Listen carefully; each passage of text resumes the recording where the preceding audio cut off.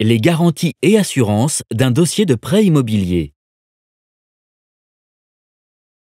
Quand un emprunteur fait une demande de prêt immobilier auprès de sa banque, celle-ci lui demande de souscrire à une assurance emprunteur, afin que lui et ses proches soient protégés en cas d'incident de la vie.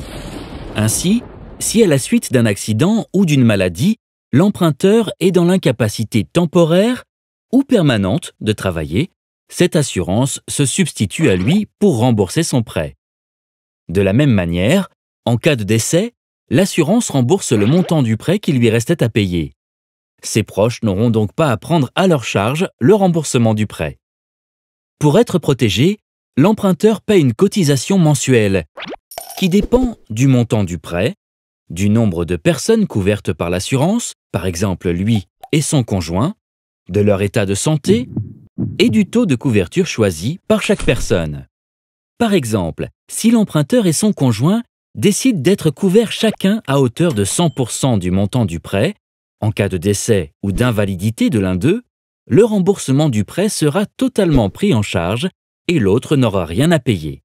En plus de cette assurance, la banque demande une garantie financière à l'emprunteur, cela afin de s'assurer que le prêt qu'elle accorde sera remboursé. 3 garanties sont principalement proposées en fonction du profil de l'emprunteur: l'hypothèque, le privilège du prêteur de deniers et la caution.